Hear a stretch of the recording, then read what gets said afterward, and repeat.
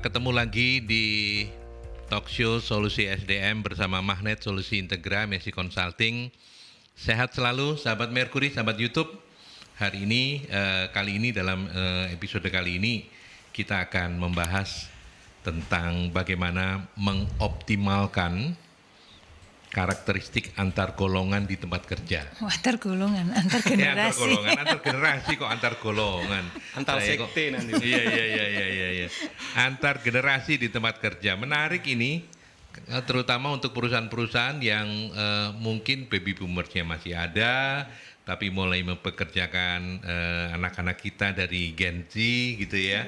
Nanti kita akan bahas. Tapi yang pertama saya menyapa dulu yang punya program ini, karena saya hanya nyantrik di program ini. Ada Ibu Novianing Tiastuti, CEO dari Magnet Solusi Integra Messi Consulting. Selamat pagi, Ibu. Pagi Mas Aldi, salam sehat ya, ceria. Oh iya. Renyah suaranya. Sahabat Mercury yang lain juga selamat pagi Iya. dimanapun berada. Terima kasih sudah diberi kesempatan untuk memandu Bu Novi. Ini sebuah kehormatan buat saya. Saya nggak bisa berkata-kata. Oke, baiklah. Ya, supaya Mas Slamet juga nggak ikut tegang gitu ya. Ada Mas Slamet Haryadi, saya panggil Mas saja karena memang relatif masih muda. Mas Slamet Haryadi, SPT HCM. Beliau adalah HR Manager PT Alpa. Alpa bukan lali loh ini, Rek. ALPHA, Alpa. Kalau disingkat apa itu, Mas? Apa itu kalau disingkat? AUM. AUM ya. Alpa Utama Mandiri. Ya. Ini kepanjangannya adalah AUM. Terlalu panjang, Bang. Mas Slamet apa kabar? Siap. Sehat? Alhamdulillah sehat. Sehat ya. Sehat. Kenalin dong Alpa Utama Mandiri. Kami itu distributor mesin perkayuan, Pak Aldi. Jadi, perkayuan. Jadi importir mesin perkayuan. Kemudian kalau ada pabrik kayu atau furniture itu beli mesinnya di kami. Jadi kami itu importir mesin perkayuan. Sekarang ini lagi booming itu bisnis biomas. Jadi energi terbarukan. Jadi ada pengganti batu bara terbuat dari serbuk kayu. Sekarang limbah-limbah kayu yang ada di Lumajang, di Semarang itu kita bentuk semacam biomas dan itu kita ekspor. Jadi kayak briket gitu ya, dibuat padat kayak gitu ya. Briketnya tapi bahan dasarnya adalah serbuk kayu. Itu jadi lagi primadona banget dan kita jual mesinnya. Kayak gitu. Oh, jual mesin untuk apa? Memadatkannya? Iya, kayak gitu. Oke. Lah kalau yang jualannya cuma satu mesin itu toh atau banyak, Mas? Banyak, kita ada mesin TU juga, ada apa mesin TU itu teknik umum, ada genset, ada pemotong rumput, ada pompa air kayak gitu. Jadi kami memang distributor mesin perkayuan untuk utamanya, tapi ada beberapa mesin-mesin ada yang varian yang lain ya. Secara item ada berapa yang ada di Alpa? Ribuan. Katalog ribuan, kami pun ratusan kayak gitu. Oke. Bisa dikunjungi saja website kami. Iya. PT karena beliau ini bukan sales ya, HR manager ya. Kalau ditanyai produk ya salah yang nanyain ya. Apa websitenya? Alpa Utama Mandiri. Alpa www Utama. gitu ya. www. Diketik aja PT Alpa Utama Mandiri nanti akan muncul profil perusahaan kami. Alfanya APH ya. PHA. Ya. Ini gitu. Basisnya di Surabaya. Di Surabaya, Semarang sama Jakarta. Oke. Tapi kantor pusat kami di Surabaya. Kantor pusatnya di Surabaya. Di Kebun Rojo. Di Kebun Rojo. Oh, iya. Oke. Baik, itu adalah perusahaan yang sekarang HR-nya itu dimanajeri oleh Mas Slamet gitu. HR-nya dimanajeri. Dibosi. Oke, Bu Novi, hari ini kita bicara sesuatu yang menarik ya, karena X, Y, Z ini sudah sangat mungkin ada di sebuah perusahaan begitu ya. Iya. Nah, terus mungkin pertanyaan awalnya itu adalah ya tentunya pasti penting ya untuk kita bisa harus dipelajari ya, kalau enggak terjadi lag nantinya. Gitu. Jadi gini, kan sekarang kalau mungkin kemarin dari beberapa ini survei kurang lebih 60% gitu ya. Ternyata ini ada survei baru Mercer yang mengatakan bahwa di tahun 2023 ini komposisi tenaga kerja secara global itu sebenarnya 75% itu sudah gen milenial. Jadi milenial, Y Z. Yang nih. Y-nya. Oh, Y-nya Yang aja. Y itu Oke. 75%. Oke. Berarti kan nanti ini kita tekan tahu ini Y itu kan dia lahir 80 sampai 96 gitu ya. Ya udah itu nantinya ketika kemudian nanti ini ada lagi surveinya mengatakan 2030 baru 7 tahun lagi Y-nya ini kan sudah lewat. Sudah milenialnya sudah agak luntur gitu Iya, ya. iya, iya, Nah, iya. yang Z-nya ini mulai banyak. Jadi pada tahun 2030 7 tahun lagi itu sepertiga angkatan kerja secara global itu justru Z kayak gitu. oke. Nah, yang kita sering pusing itu kan Z itu gitu kan. Iya. Gitu. Kalau mungkin yang sering pusing Z itu ya generasi yang agak lompat di atasnya gitu ya. Jadi kalau misalnya kakaknya itu yang Y itu masih inilah masih dia Bisa mengimbangi. bisa mengimbangi. Bisa Dia mengimbangi. lahir tahu sedikit mengalami hal-hal yang dialami oleh X dan kemudian ketika dia besar dewasa gitu dia tahu ini adik-adiknya yang lahir di Z gitu di Z. sehingga dia bisa menjadi jembatan lah kayak gitu. Jadi itu tadi Mas. Jadi kenapa itu perlu dan ini kan gini tuh kalau kita bicara perusahaan atau organisasi kondisi di luar itu menekan gitu ya kompetitif banget kayak gitu tekanannya besar situasi belum sepenuhnya pulih kayak gitu. Betul. Nah di dalam perusahaan ini kan dituntut untuk bisa tetap kinerjanya excellent gitu. Nah kinerja excellent kita kembali lagi ke orangnya gitu. Nah di orangnya ini kan satu orangnya harus tepat supaya kemudian kalau ada perubahan-perubahan ada tuntutan untuk penyesuaian maka dia akan cepat gitu kan. Karena mampu dia punya kompetensi yang tepat untuk tantangan-tantangan baru itu kompetensi baru yang dibutuhkan. Orangnya yang kedua harus agile harus bisa fleksibel seperti itu. Nah itu tadi kondisi di dalamnya itu kondisinya harus seperti itu. Ya. Nah kalau kita tidak mengelola ini dengan baik dengan kondisi yang ada yang sekarang ini masih karena tadi sekitar masih 70-75% kan masih ada yang lain-lainnya ini. Nah ini yang dalamnya ini harus solid gitu Mas. Dengan karena perbedaan karakter perbedaan generasi pasti akan menimbulkan perilaku-perilaku yang berbeda. Saya nggak bilang karakter ya mungkin perilaku yang berbeda sehingga itu tadi nggak boleh satu mau ke kanan satu mau ke kiri terus ini mau belok sana yang seperti ini gitu. Yang ini terlalu ngaku yang sini merasa nggak dikasih kebebasan. Nah, ini yang di dalamnya tadi tuh selain orang tepat, orangnya juga cukup agile.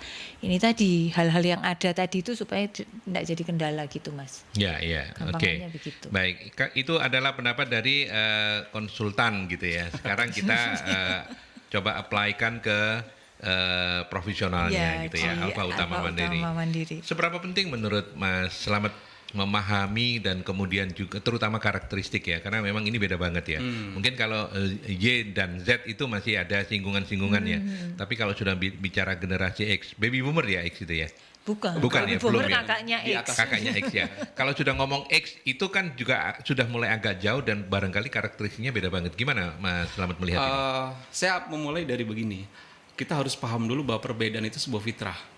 Jadi di mana-mana pasti ada perbedaan, termasuk di sebuah organisasi perusahaan. Ya. Kita sebagai perusahaan bisa saja misal sebuah analogi begini, kita bisa mengambil jam tangan dari seseorang dengan mendodokkan pistol ke rusuknya. Dalam artian perusahaan bisa saja kemudian meminta teman-teman untuk bekerja dengan cara mengancamnya, kalau kamu nggak ngelakuin ini, kamu kita pecat, kayak gitu kan. Itu bisa jadi kita lakukan pada 10 tahun yang lalu, 20 tahun yang lalu. Tapi untuk hari ini dengan adanya perbedaan generasi ini, ada generasi milenial, kemudian ada generasi Z terutama, itu tidak bisa kita lagi lakukan. Karena apa? Terutama Gen Z ini dia tumbuh dengan informasi yang banyak, kemudian yang bisa mereka akses dengan gampang. Ketika metode-metode lama ini kita gunakan, maka tujuan perusahaan tidak akan tercapai. Jadi mau tidak mau perusahaan memang harus menyesuaikan diri dalam tanda kutip dengan selera pekerja. Saya ada beberapa kejadian ya. Setelah saya baca CV misal CV pelamar itu, kalau dulu kita melihat hobi seseorang pelamar bisa membaca, jalan-jalan, badminton, main bola. Hari ini saya temukan hobi itu coffee hunter, Pak. Jadi pergi ke kafe bagi anak Z sekarang itu generasi Z sekarang menjadi sebuah hobi. Kalau mungkin kita memandang ngapain sih ke kafe, buang-buang waktu segala macam. Tetapi bagi generasi Z itu sebuah hobi, dan kalau kita tentang itu akan berpengaruh terhadap kinerja kerjanya gitu. Jadi sebisa mungkin kita sebagai HR terutama bisa masuk ke ruang-ruang mereka. Oh, kelompok usia X hobinya apa? Hobinya ngopi, hobinya badminton, kita sediakan badminton. Kelompok Z kita hobinya apa? Hobinya ke kafe. Kita mencoba menyerap aspirasi dari mereka di tempat-tempat tongkrongan yang mereka suka. Jadi memang harus lentur, tidak boleh lagi kemudian menggunakan metode seperti garpu ya. Garpu itu kan dari atas ke bawah, kamu terima aja kayak gitu. Sudah tidak boleh lagi seperti itu. Jadi kuncinya kita memang harus paham bahwa perbedaan itu sebuah fitrah, dan perusahaan harus siap akan perbedaan dan perubahan zaman itu. Ya, gitu. kalau di Aum sendiri, Alfa Utama Mandiri ya. Ya, kalau di PT Alfa sendiri, apakah itu terrepresentasikan gitu? Misalnya mulai X masih ada, Y ada, Z juga mulai ada. Gimana kalau komposisi? Oh, masih ya? Saya baru 2 tahun bergabung di PT Alfa Utama Mandiri ini. Begitu saya masuk itu usia perusahaan kami itu 36 tahun. Oh, udah 36 tahun. 60% itu generasi pertama. Jadi ada yang kemudian bekerja mulai dari 96 ada. Oh. Mereka bekerja ya, bukan lahir, tapi 96 sudah bekerja di perusahaan kami. Sudah bekerja. Itu yang apa? Baby boomers ya? X. Oh, itu masih X ya? Masih masuk Kebanyakan X. X. Masih X. Jadi kalau kita bercanda itu, mereka itu ikut pada peletakan batu pertama membangun perusahaan kami. Iya, oke. Jadi saya menghadapi generasi yang seperti itu. Tapi kita mesti ke penelpon dulu. Saya pending dulu ya, Mas. Siap, Tapi boleh, nanti diingatkan saya untuk Mas Slamet menjawab itu, tapi kita ke penelpon. Selamat pagi, Mercury. Selamat pagi, Assalamualaikum warahmatullahi wabarakatuh. Waalaikumsalam. Pak Sumarwito. Ya, Monggo, saya silakan. Sumarwito. Itu saya punya prinsip, Mas ya. Oke. Semua orang, semua perusahaan, seperti Mbak ini tadi, Mbak siapa itu? Novi. Mbak Novi. Mbak Novi itu apa sudah puas dengan ini? Jadi orang itu pasti kepingin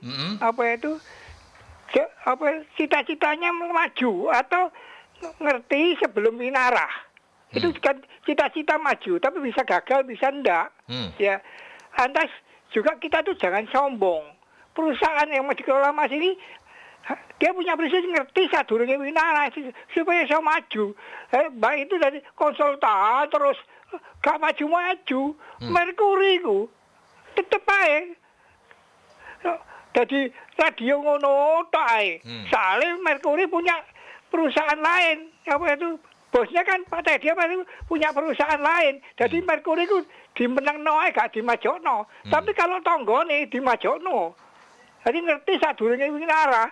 Kalau enggak gitu. Seperti saya ini perusahaan dulu itu pernah perusahaan mebel Jati yang bagus-bagus itu ditekani Brimob. Brimob itu nggawa kayu jati curian, iya toh. Terus kawan nuku aku murah. Aku ngomong nggawa truk sak ya. Pak, itu apa itu aku kok ana apa sapa sing tanggung? Aku sing tanggung. Gak ana wani sing operasi aku perhutanian gak wani. Ya, itu karena saya sudah punya ngerti sadurunge winarah itu zamannya Gus Dur. Kayu itu kan kayu kok dianungi kayu iku wae Gusti Allah. Oke. Jadi semua itu harus punya cita-cita yang mulu. Jokowi, ASN apa itu juga punya ngerti sadurunge winarah. Kalau gagal ya sudah kekeringan asap barang itu.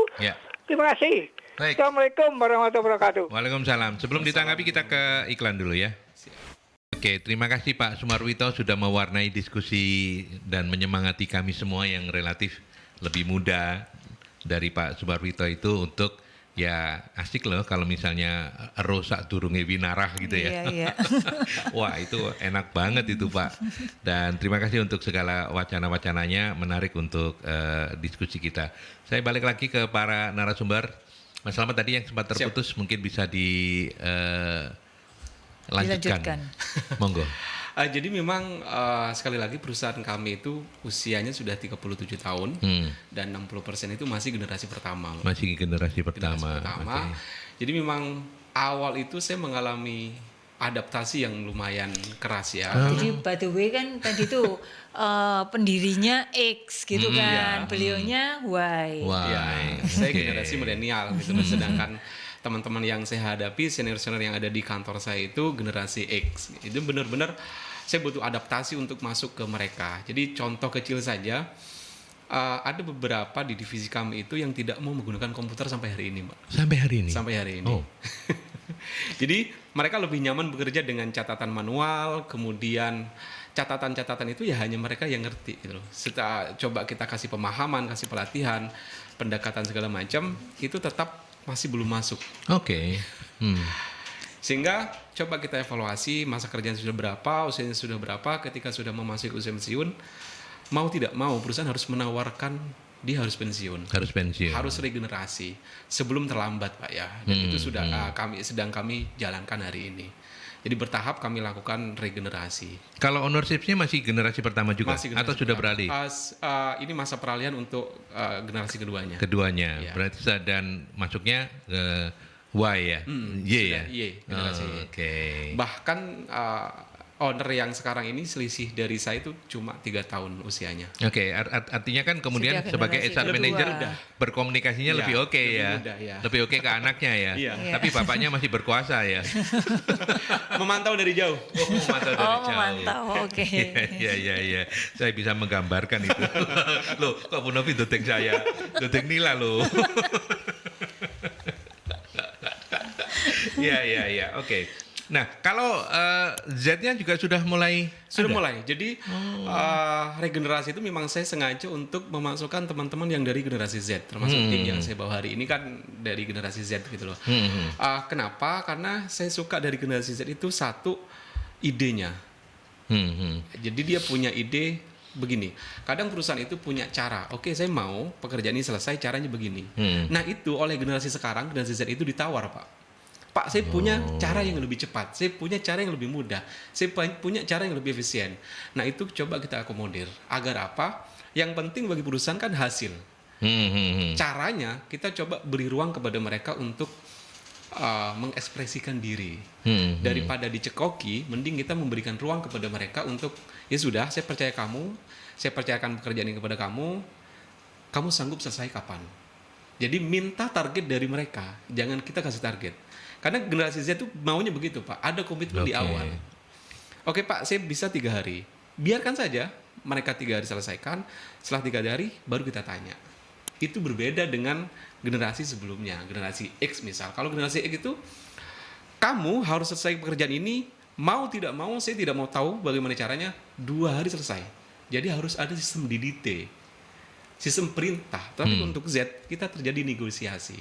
Dan itu sekarang sudah mulai kita lakukan. Kalau di Y, kalau di Y-nya kombinasi Kalau antar di keduanya. itu dia Lebih gimana mau karakteristiknya? mengikuti SOP, tapi dia juga punya ide-ide yang tidak memaksa seperti generasi Z. Jadi sifatnya kalau generasi Z itu tidak menawar ya. Artinya kalau X sama Y itu masih bisa Bisa mengikuti. Iya, masih bisa di. Ya, tapi kalau di Z itu benar-benar terjadi negosiasi, Pak, di situ. Kayak gitu. Ya. Tetapi ide-idenya so far memang bisa Segar, kemudian idenya lebih Aplikatif segar, ya? aplikatif, kemudian memang kadang tidak seperti yang kita pikirkan sebelumnya. Memang anak-anak muda out ini of the box begitu ya. anak-anak muda Oke. ini penuh dengan ide yang kreatif, penuh dengan ide-ide yang solutif. Kita tidak pungkiri itu, tetapi yang perlu kita tanamkan dari anak muda ini, saking banyaknya ide, terkadang mereka tidak siap ketika ide itu gagal. Kayak gitu. Jadi mereka lebih gampang rapuh karena merasa idenya sudah paling oke. Kalau kita salah mewadahi mereka, kemudian idenya itu tidak bisa diaplikasikan, maka dengan mudah dia akan menyerah. Itu yang menjadi Menyerah PR. itu artinya mungkin dia bisa hengkang ya. Iya. Bisa. Dia merasa sudah tidak sesuai passion saya lagi kayak gitu. Oh. Jadi memang ada sedikit penyesuaian di situ. Anak-anak Gen Z itu bagaimana kalau mereka misalnya tahu, oh ya ternyata idenya gagal ya, itu ada nggak pengalaman itu, Mas? Apa kemudian responnya gitu? Apakah dia, oh ya saya gagal, saya mundur, atau mohon maaf, banyak alasan misalnya, kayak generasi X ya? Yang banyak alasan tuh X ya? X Enggak ya? Enggak lah. Tergantung orangnya ya. Ya, kali itu tergantung ya. orangnya. Atau seperti apa respon Saya mereka punya ketika pengalaman pribadi di kerjaan ya, karena memang saya di HR, saya punya tim itu di rekrutmen ya. Kemudian tim rekrutmen saya itu kebetulan memang generasi Z. Ya. Ketika memang kita kan tugas HR itu mencari kandidat. Ketika kandidat kemudian yang kita sodorkan ke user itu tidak sesuai ekspektasi user, maka sebagai HR ya kita cari lagi. Kalau generasi Z nggak bisa, Pak. Jadi dia memaksa, ini kandidat sudah saya pilih susah-susah. Saya punya selera untuk memilih, saya punya standar untuk memilih. Kenapa user nggak mau? Jadi dia memaksa bahwa pilihan ini harus dipilih oleh user. Nah itu sudah tidak boleh sebenarnya. Iya, Nah, iya. idealisme seperti ini masih muncul di dunia kerja yang dibawa oleh generasi Z. Oh. Jadi dia merasa kalau begitu saya ini tidak ada harganya, Pak. Apa yang saya lakukan selama ini sudah tidak berarti. Jadi saya sudah tidak dihargai di perusahaan ini. Jadi makin panjang urusan gitu loh. Iya. Paham. Padahal hanya user kan pasti dia punya standar untuk timnya. Jadi kalau di perusahaan itu kita bukan mencari orang yang hebat, tetapi mencari orang yang tepat di posisi masing-masing. Ya. Kan? Sekumpulan singa kalau dipimpin seekor domba, dia juga tidak akan maksimal. Jadi tidak semuanya harus singa, tidak semuanya harus domba. Kita harus mencari orang yang tepat. Betul. Untuk posisi yang tepat pula. Nah, kemarin itu yang saya alami, Pak. Jadi tim saya ini benar-benar merasa bahwa dirinya tidak dihargai dan merasa hidup ini sudah tidak ada artinya dan dia mundur. Benar-benar di luar dugaan saya. Di luar dugaan. Padahal dia termasuk yang kompetensinya oke ya. Oke, maksudnya di dunia rekrutmen ketika kandidat ini kita ajukan ke user dan kemudian user tidak cocok, itu hal yang wajar dan lumrah. Nah, iya, tapi mereka nggak bisa terima ya. Tidak terima karena mereka merasa saya sudah mencari ini susah-susah. Sudah punya standar pula gitu. Masuk pendapat saya nggak dihargai. Panjang urusan jadi. Oke, paham. Ya gitu ya, Bu Nufi ya. Iya. Oke, jadi saya ke Bu Novi sekarang. Berarti memang nilai, ekspektasi, gaya kerja itu memang berbeda banget ya. Berbeda banget. Jadi mereka ini Itu yang kadang-kadang bikin pemilik perusahaan yang dari generasi X itu anak-anak pamit lewat email aja ya, rada ya apa gitu ya. Iya. Pak, udah di depanku gini loh kok pamit pakai email gitu loh ya. Misalnya ini contoh yang saya inget-inget terus gitu. Iya. Silakan Bu Novi. Iya, jadi gini, karena mereka itu tadi itu merasa bahwa mereka itu independen gitu. Yeah. Maksudnya itu mereka mampu kayak gitulah. Mereka mampu, mereka ini kreatif gitu ya. Mereka punya cara-cara yang juga orang banyak mengakui bahwa itu nggak biasa kayak gitu. Nah, ketika kemudian itu nggak terjadi, ya memang itu efeknya bisa sampai ke sana gitu. Sesuatu yang kadang ada hal lain yang harus mereka ketahui bahwa yaitu tadi ketika memilih kandidat sebenarnya ya prinsip-prinsip yang berkaitan dengan HR itu tetap harus dipakai kan, bukan hanya sekedar bahwa pengakuan secara pribadinya, tetapi ketika kita milihkan orang ya yang orang yang cocok kerja gitu, bukan hanya orang yang terbaik dari cara yang dilakukan oleh dia kayak gitu, seperti itu. Jadi ini dialami juga ya, ini yang saya juga nemuin bahwa kalau misalnya atasan kemudian menolak tidak setuju dengan idenya, itu Yesus tadi merasa sekali bahwa wah ini padahal sudah sedemikian rupa dirancang, disusun supaya kemudian ini menjadi sesuatu yang sophisticated menurut mereka. Tetapi itu tadi ketika kemudian atasan tidak setuju gitu, dia merasa bahwa kayak baper gitu ya. Menurut saya baper gitu, terlalu dibawa ke perasaan. Padahal kadang di sisi yang lain mereka itu saya menganggap empatinya kadang kurang gitu kan kepada generasi yang di atasnya, mungkin gitu ya. Iya, memang betul ya. Empatinya memang bagi yang di atas yang merasa empatinya kurang, bagi anak-anak Gen Z ya wis cukup. Iya, karena mereka ini kan komunikasinya itu by teks ya. Kalau kita ini kan masih sangat menghargai face to face, terus bicara langsung. Kalau misalnya nggak bisa face to face, bicara langsung lewat telepon. Kalau mereka by text itu ya sudah seperti menghargai orang seperti ya kita bicara face to face gitu kan. Jadi mereka ya wis ngomong dengan apa yang diomongkan gitu, ya sudah benar kayak gitu loh. Iya. Oke. Baik, ini ada Pak Johan. Saya menyapa Pak Johan dulu. Terima kasih Pak Johan. Selamat pagi. apakah ada perbedaan kalau Pak Johan ini menyoroti soal divisi marketing ini? Apakah ada perbedaan dalam penerapan divisi marketing untuk X dan Y, X dan Y gitu ya? Yang targetnya adalah hasil. Mungkin saya ke pelakunya dulu ya. Ini banyak soalnya salesnya banyak ini. Iya makanya. Iya, Jadi XY itu ketika ada di divisi marketing seribet apa gitu teman-teman SR mengkomunikasikan gitu ya. Siap. Jadi memang benar-benar terjadi di saya, Pak. Jadi di saya itu marketing juga ada generasi pertama, jadi generasi X-nya. Kemudian ada yang generasi milenial, bahkan ada yang Z. Jadi memang kita orientasi hasil, tetap orientasi hasil, tetapi ada perlakuan yang berbeda. Jadi begini, terkadang generasi X itu dia tidak siap dengan perubahan sistem, terutama perubahan sistem. Jadi misal harus share lokasi lah, kemudian harus bikin report harian lah, harus bikin report mingguan lah. Karena dia merasa sudah puluhan tahun di sales, dia bilang yang penting sih jualan. Kamu nggak usah ngatur saya kerja. Saya mau kerja dari rumah, saya mau nggak kerja. Yang penting besok ada PO masuk. Ada PO. Begitu kan. Itu X, ini X ya? Ini X, oke. Jadi ketika misalnya, Pak, bikin laporan dong. Saya nggak tahu, ribet amat gitu. Buat apa sih laporan? Yang penting kan kamu tahu ada duit masuk ke rekeningmu. Begitu. HRD nggak usah ngurusin kami lah gitu. Itu benar-benar saya alami, Pak. Kemudian tapi ketika generasi Z-nya itu memang kita paksa untuk mengikuti sistem yang sudah kita bangun. Share lokasi, hari ini mereka harus kemana, tiap minggu mereka harus report. Kenapa? Kalau tidak begitu kita tidak tahu Pak mereka ada di mana. Sedangkan kami pengennya orang-orang ini kita rekrut memang untuk bekerja di kami. Mohon maaf, sales itu rawan main di 2 bahkan 3 kaki. Ya kan, dia bisa jual barang kami, tapi di sisi lain dia juga bisa jual barang orang lain. Makanya sistem ini kita bangun. Double agent gitu ya. Sistem ini kita bangun. Kenapa harus ada lokasi? Kenapa harus ada report? Kayak gitu. Tapi memang kalau di Alpa, sales itu nggak wajib untuk datang tiap hari ke kantor. Nggak wajib. Tetapi dia wajib share lokasi, kemudian wajib report harian. Oh, report harian tetap ya. Tetap. Oke. Ya, itu yang X. Kalau di Y dan Z, itu yang Y dan Z, yang X justru yang nggak mau tadi. Iya, yang nggak mau. Iya. Berarti kalau yang paling adaptif itu ada di Y ya. Iya.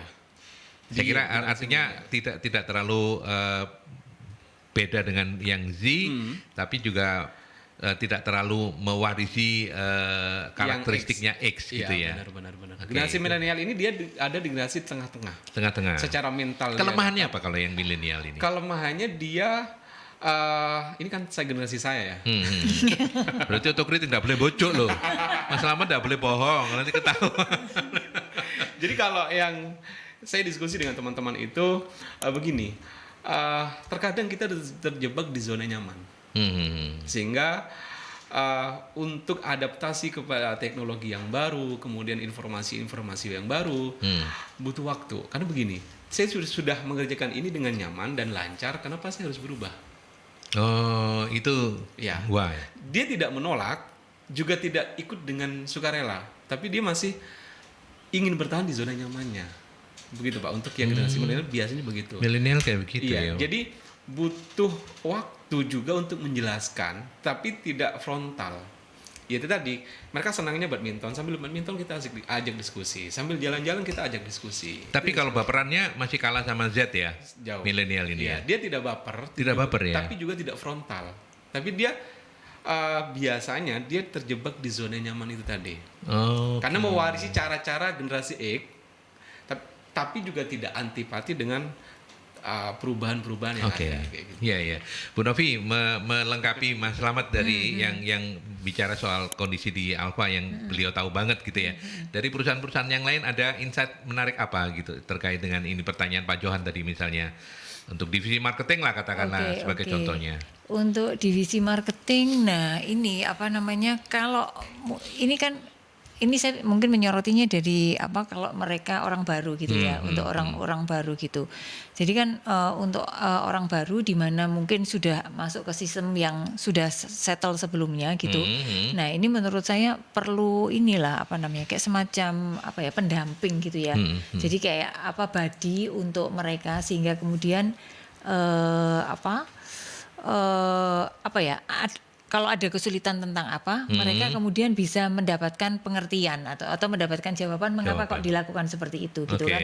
Karena tadi itu dengan adanya perbedaan-perbedaan gitu kan, selalu ada tadi itu apa ya istilahnya keberatan, bisa jadi kayak penolakan cara-cara tertentu. Nah, itu menurut saya perlu diberikan body supaya kemudian konfliknya itu tidak terlalu besar seperti itu antara lain seperti itu. Terus kemudian kalau yang di tempat lain itu yang saya lihat sebentar.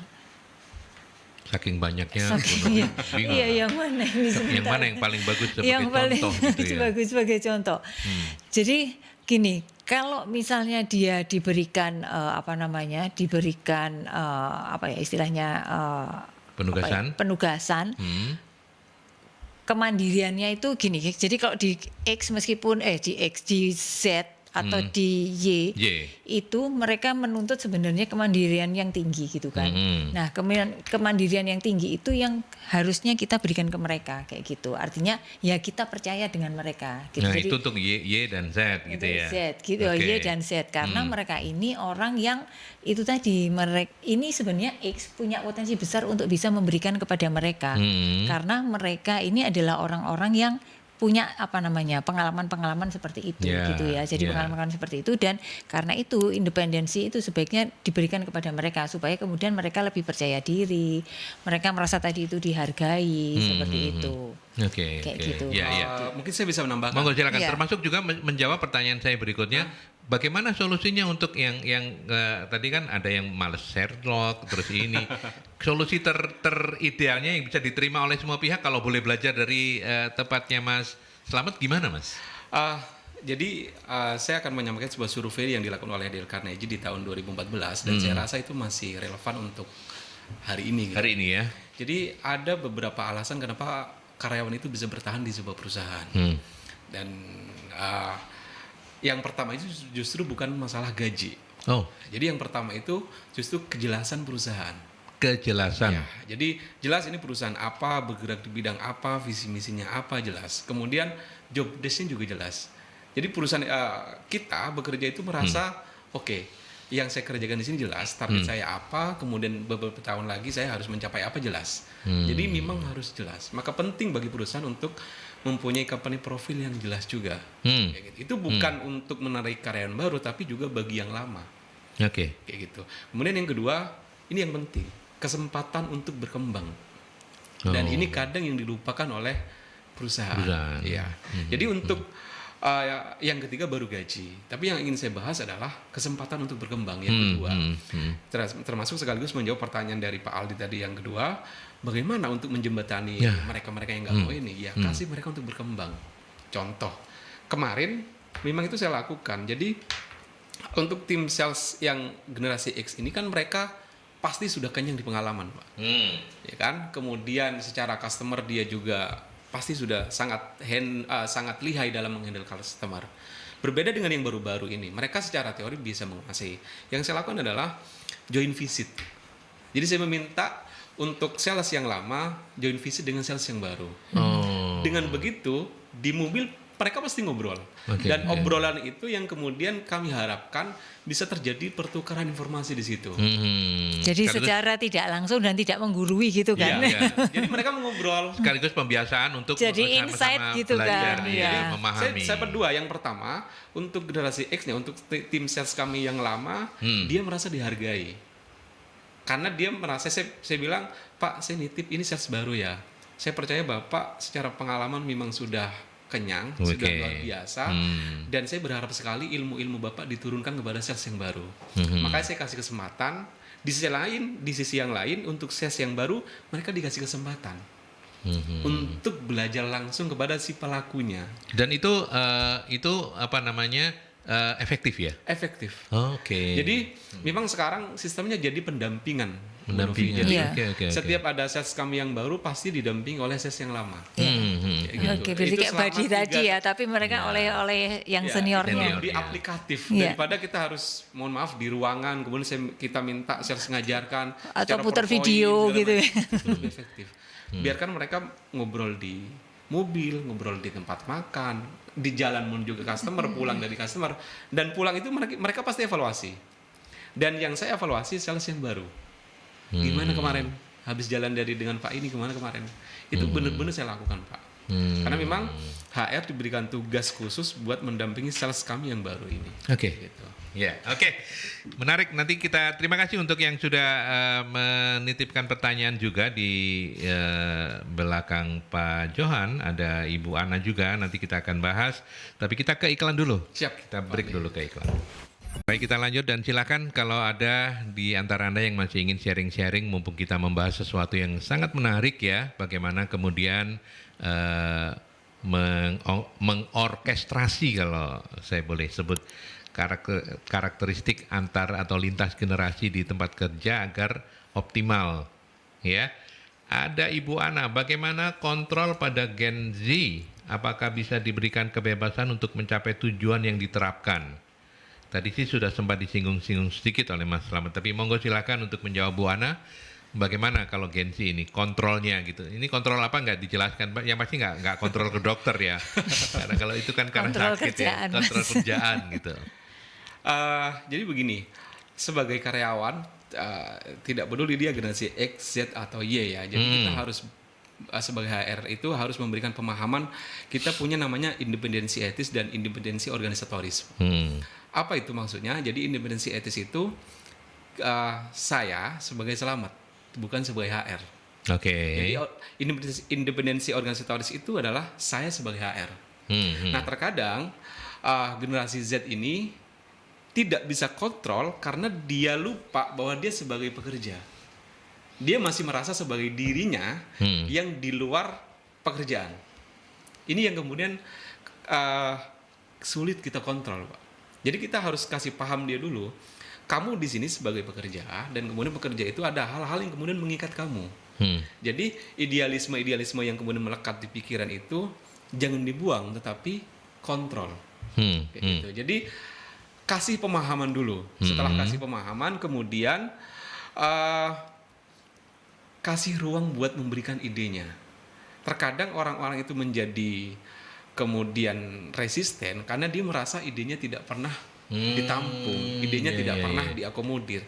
Jadi biarkan orang lain merasa bahwa ide itu merupakan idenya. Ya. Saya punya cerita begini, Pak.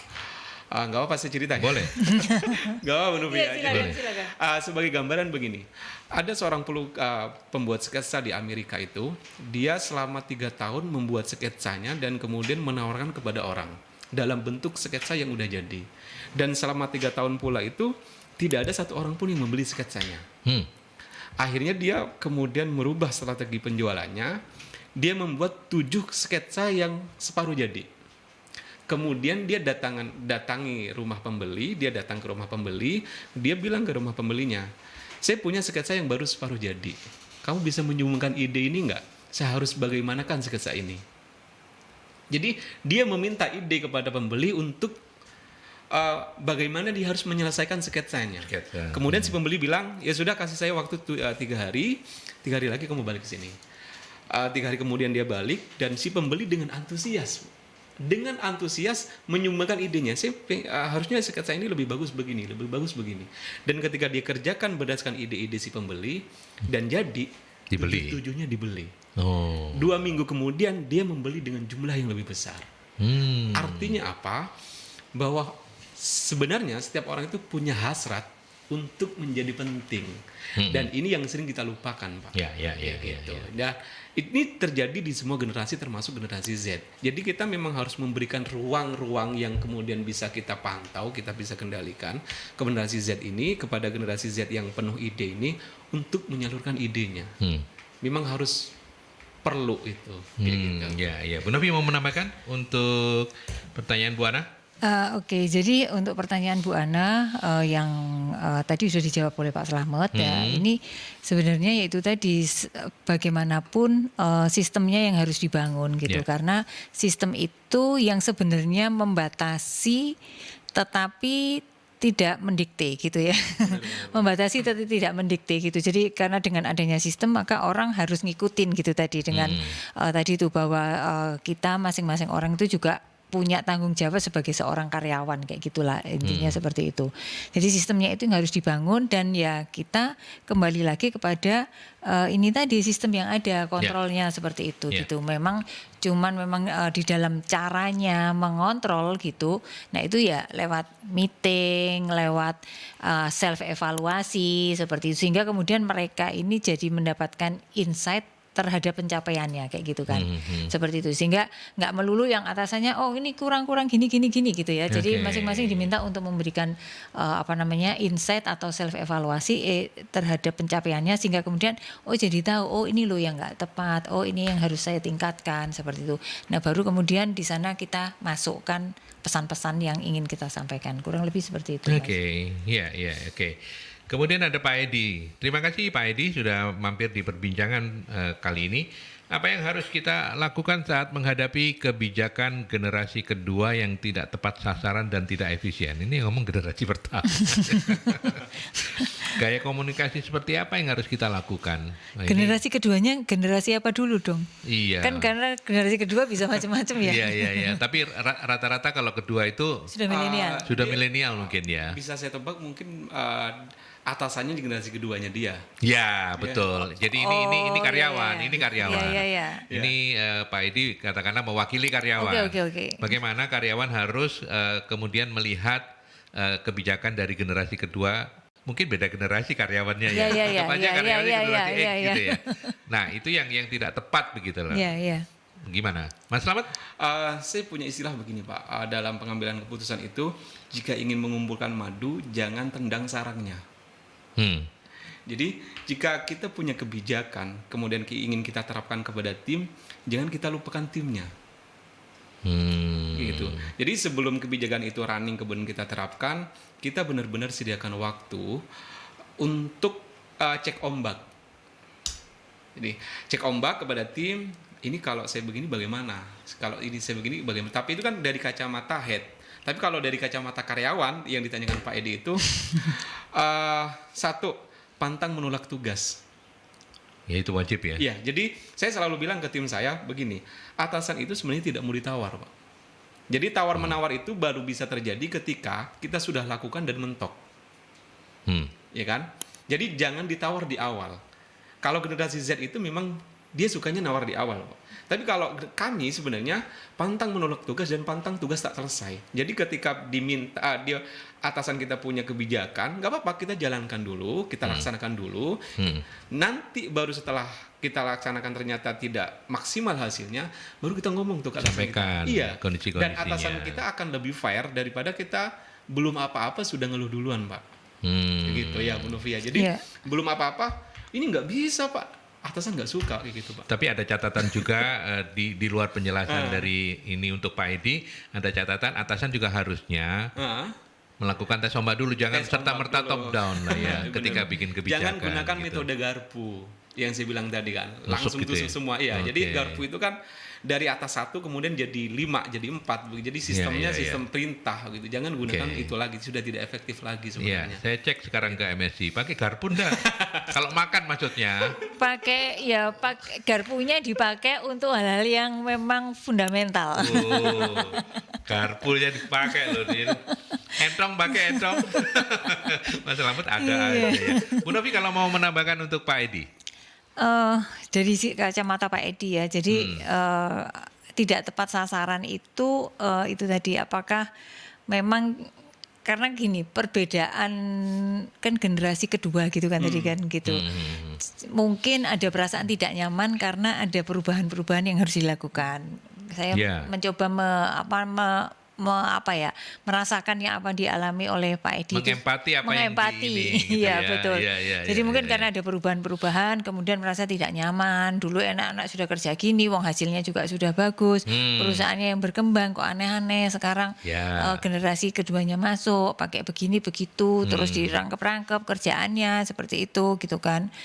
Jadinya itu yang dirasakan gitu. Nah, tapi itu tadi kadang kita ini merasa ketika sudah berada di zona nyaman, yaitu tadi nggak mau diotak-atik gitu. Nah, ada baiknya kita mengevaluasi. Semoga Pak Edi ini tidak duduk manis saja di dalam zona nyaman, sehingga kemudian bisa mengikuti perubahan. Karena sebenarnya kita sendiri pada dasarnya ini harus selalu berkembang, belajar seperti itu. Even kemudian jangan kemudian juga dibatasi dengan usia. Betul. Kan seringkali gini, kalau misalnya ada perusahaan-perusahaan yang mengirimkan karyawannya untuk pelatihan, wes aku kilo wes ape pensiun sudah kayak gini, wes gak usah macem-macem gitu ya. Wes Nggak boleh ya. Wes nggak boleh ada perasaan-perasaan seperti itu. Jadi wes ini mau apa lagi sih kayak gitulah. Jadi mungkin ini dulu sih perasaan-perasaan itu yang saya minta Bapak untuk melihat dulu, semoga bukan karena itu gitu Pak. Tapi kalau kemudian ini ya tadi yang disampaikan oleh Pak Slamet bahwa ya itu tadi dijalankan dulu sampai kemudian kita tahu bahwa oh ini endingnya mau kemana Mentoknya gitu. di mana Bisa gitu. jadi kita nggak ngerti gitu kan. Bisa jadi kita nggak ngerti, terus mau perluasan bisnis sebenarnya. Karena dengan perluasan bisnis yang ini mungkin sudah tidak terlalu profitable, sehingga kemudian ini harus lebih dimampatkan, harus ada perubahan, peningkatan upgrading kayak gitulah, upskilling kayak gitu. Karena nanti ini yang lama-lama ini yang yang sekarang dipersiapkan dan merasa tidak nyaman, bisa jadi akan dimasukkan ke unit-unit baru yang kemudian mereka di sana akan menjadi leader, diminta untuk mengembangkan bisnis yang lebih baru dengan tanggung jawab yang lebih besar. Kan artinya juga promosi. Betul. Kalau seperti itu gitu. Karena memang pada dasarnya semua manusia itu kecenderungannya itu selalu ingin bertahan di zona nyaman ya. Betul. Makanya kenapa setuju dengan Mas Slamet tadi, pantang jangan pernah menolak perintah. Karena nggak ada bos yang mau perintahnya ditolak. Iya. Dicoba dulu, ya ngomel-ngomel dikit nggak apa-apa lah. Iya. Bahkan karyawan kan boleh toh ngomel. Iya loh, saya dulu waktu karyawan ya gitu. Loh sekarang bos ngomelnya lebih banyak pasti. Ayo, bener nggak? Iya, ngomelnya lebih banyak. Jadi kalau bercandaan teman-teman, ketika ada grup WhatsApp yang ada atasannya, kita pasti punya grup yang lain. Iya betul. Oh iya. Minus apa-apa itu. Iya, minus atasannya. Iya. Kadang kita tuh tahu loh Mas. Tahu maksudnya? Iya tahu. Oh iya ada di tempat saya. Tahu karena tiba-tiba keceplosan. Itu kemarin di grup ngomong grup yang mana ya? Oh iya berarti ada grup yang saya nggak tahu gitu. Ada cek kan ini loh. Iya di situ ya ternyata membernya juga. Ya, oke. Baik, itu untuk Pak Edi ya. Jadi makanya solusinya sudah perkawinan tadi antara yang disampaikan Bu Novi dan Pak Mas Slamet. Kemudian ada Pak David, apa cara efektif yang bisa diterapkan pada XYZ gitu agar kinerjanya sesuai dengan porsi masing-masing. Sementara terkesan anak-anak milenial pengen kerja santai tapi hasil tidak tercapai. Bagaimana jika kondisi ini terjadi? Ya, tadi sih sebenarnya sudah sempat saya tanyakan juga ya, bagaimana mengcombine gitu ya, atau ngelit masing-masing ini supaya semuanya ada pada tujuan. Silakan disampaikan kembali Mas Slamet. Pertama ya, jadi mental kita sebenarnya sebagai generasi yang terdahulu itu tidak boleh mental menolak. Jadi perubahan kemudian perbaikan itu sebuah keniscayaan. Ya. Jadi memang dari awal kita harus memang punya paradigma yang sama, bahwa generasi Z ini bukan ancaman. Generasi Z ini datang di dunia kerja dengan ide yang fresh, kemudian inovasi-inovasi yang fresh. Tinggal bagaimana kita memanage mereka gitu. Jadi alangkah baiknya kita sebagai perusahaan itu punya sistem yang jelas untuk mengukur kinerja karyawan, punya sistem yang jelas untuk mengevaluasi kinerja karyawan. Jadi kalau sederhananya kita punya KPI lah ya. KPI. Jadi saya selalu bilang dengan adanya KPI ini kita kerjakan pekerjaan kita dengan baik, yang lain sudah ada yang mengerjakan dengan baik pula gitu. Sehingga masing-masing orang fokus ke targetnya masing-masing. Jadi KPI ini bukan untuk membandingkan, tetapi KPI ini untuk mengukur, alat ukur paling efektif secara objektif menilai kinerja karyawan. Jadi harus ada alat untuk mengukur secara objektif tadi. Sehingga tidak lagi tolah-toleh gitu loh Pak. Ya sudahlah, kamu fokus dengan pekerjaanmu, fokus dengan tugasmu, tanggung jawabmu. Jadi ada catatan. Kadang teman-teman ini masih ragu untuk fokus ke pekerjaan karena dia menganggap dia bekerja untuk bos. Kan begitu. Tapi yang harus kita pahami adalah sebenarnya kita itu harus loyal terhadap pekerjaan, bukan terhadap perusahaan. Ya mohon maaf yang bagi pimpinan ya, tapi perlu digarisbawahi. Sebenarnya sebagai seorang karyawan itu kita harus loyal terhadap pekerjaan kita. Pekerjaan ya, bukan pada bos kita.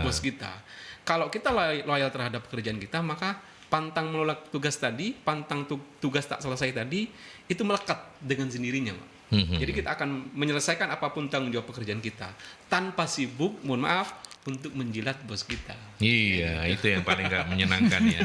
Tapi untuk teman-teman HR di luar sana, apalagi yang mungkin masih relatif lebih junior begitu ya, cara terbaiknya ya memang tidak bisa meninggalkan masing-masing generasi ini dengan pendekatan-pendekatannya tersendiri ya. Ya, benar. Betul ya Mas Rahmat ya itu ya. Oke, Bu Novi mau menambahkan untuk Pak David, bagaimana cara efektif bisa diterapkan pada XYZ itu supaya kinerjanya masing-masing sesuai dengan porsi? Ya, ini baru aja terjadi kemarin. Jadi kita ini lagi ada survei gitu ya. Kita melakukan analisis beban kerja. Ini yang saya minta bagikan form yang harus diisi. Ini anak-anak Gen Z gitu kan.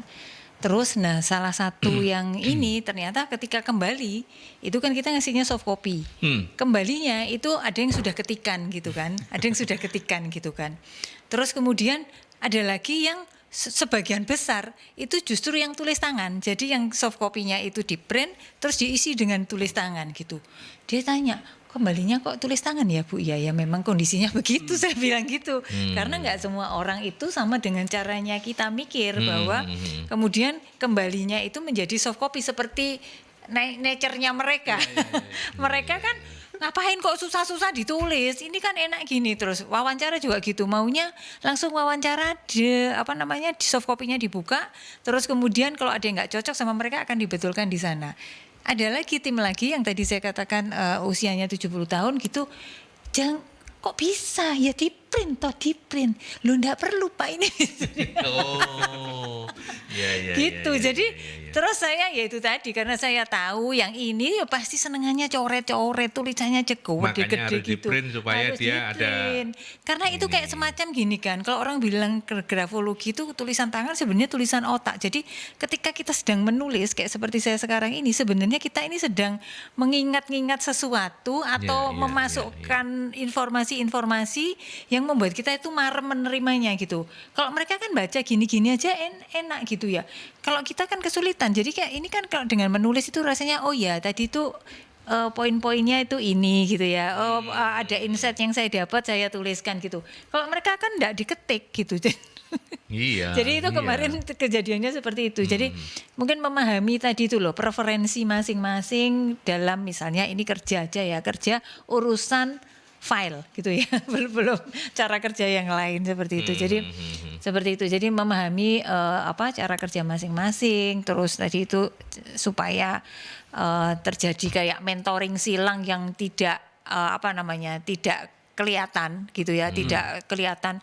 Oh ini lagi proses supaya ini diajari gitu ya, ini diajari gitu kan. Secara tidak langsung. Nah tadi itu dimentori gitu. Nah itu menjadi menciptakan momen-momen untuk sharing knowledge seperti itu, karena itu tadi menularkan wisdom atau pengalaman mereka menjadi sesuatu yang kemudian jadi insight mereka yang mungkin di referensi mereka yang teman-teman yang muda itu mereka nggak kepikir kayak gitu loh. Mereka nggak kepikir tentang cara-cara yang lama gitu. Terutama juga, nah ini tadi pastinya tentunya yang lebih senior itu akan mendapatkan insight yang baru. Oh ternyata begitu ya kayak gitu loh. Jadi asal ya mau terbuka lah, saling sama terbuka. Iya. Gitu. Oke, sekarang yang terakhir karena waktu kita memang sudah terbatas sekali untuk Mas Slamet dulu, nanti ke Bu Novi juga. Kalau soal tadi kan Mas Slamet menyampaikan bahwa cara untuk menahan dalam tanda petik ya, menahan supaya orang nggak cepat keluar dari perusahaan kita bukan gaji ternyata. Iya. Jadi salah satu di antaranya adalah Kesempatan untuk berkembang. kesempatan untuk berkembang. Nah kalau misalnya katakanlah di Alpha itu ada XYZ gitu. Ketika coaching kayak begitu, mungkin nggak mereka dijadikan satu atau tetap sesuai generasinya atau gimana Mas selama ini? Itu sekaligus jadi closing statement-nya. Sekali lagi bahwa perbedaan itu sebuah keniscayaan dan itu bisa terjadi di mana-mana. Untuk coaching sendiri kita bisa lakukan bersama, Pak. Tetapi Bersama, yang ya. berbeda itu adalah minat dan bakat mereka.